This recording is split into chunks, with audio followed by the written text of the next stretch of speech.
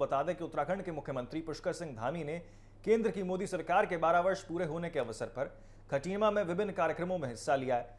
इस दौरान उन्होंने मां पूर्णागिरी को समर्पित स्थानीय मंदिर में स्वच्छता अभियान चलाकर साफ सफाई की और लोगों को स्वच्छता का संदेश दिया है। मुख्यमंत्री धामी ने मंदिर परिसर में प्रधानमंत्री नरेंद्र मोदी के नेतृत्व में चल रहे एक पेड़ मां के नाम अभियान के तहत पौधारोपण भी किया है। उन्होंने कहा कि पर्यावरण संरक्षण और स्वच्छता केवल सरकार की नहीं बल्कि पूरे समाज की सामूहिक जिम्मेदारी है। उन्होंने लोगों से धार्मिक स्थलों की पवित्रता बनाए रखने और इसी के साथ प्राकृतिक सौंदर्य के संरक्षण के लिए लगातार प्रयास करने की भी अपील की है। सीएम धामी ने सोशल मीडिया प्लेटफॉर्म एक्स पर भी इसकी जानकारी साझा की। उन्होंने लिखा कि मां पूर्णागिरी का आशीर्वाद सभी पर वो बना रहे और समाज स्वच्छ और इसी के साथ हरित भविष्य की ओर आगे बढ़े। वहीं अपने पैतृक गांव नंगला तरई में आपको बता दें, मुख्यमंत्री धामी ने अपनी मां के साथ खेत में कृषि कार्यों में भी भाग लिया है।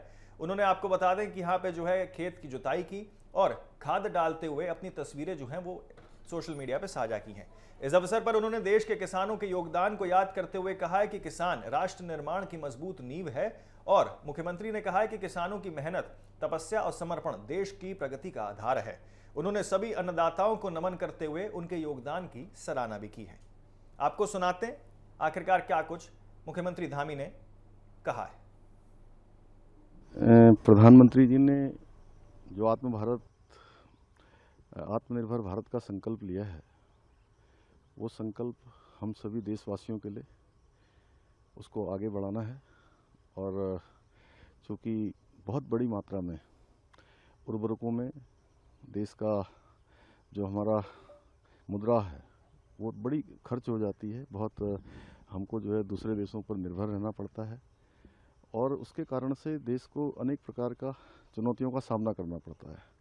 इसलिए माननीय प्रधानमंत्री जी ने, माननीय कृषि मंत्री शिवराज सिंह चौहान जी ने जो देशवासियों से धरती माता बचाओ जो एक अभियान पूरे देशवासियों के लिए दिया है, उसको आत्मसात करते हुए, क्योंकि मैंने भी अपने खेत में जो मेरे पिताजी दादाजी जहाँ खेती करते थे, उस खेत में आज जो हमारी प्राकृतिक खेती है उसको बढ़ावा देने के लिए जो इसकी विधि होती है, उस विधि के अनुरूप ये कार्य प्रारंभ कर दिया है, जिससे कि धरती माता भी बचेगी, उसकी उर्वरा शक्ति भी बढ़ेगी, उसकी सॉइल हेल्थ भी ठीक होगी और अच्छा अनाज मिलेगा।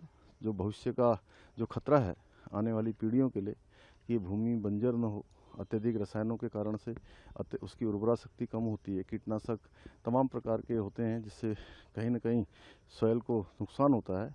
उस नुकसान से बचने के लिए और जो तमाम प्रकार की बीमारियां होती हैं, उस बीमारियों को भी इन अत्यधिक जो रसायनों का प्रयोग है, उर्वरक का प्रयोग है, उसके कारण से होता है। इसलिए हम सबको इस तरह ध्यान देना है और संतुलित रूप से रसायनों का और उर्वरकों का प्रयोग करना है।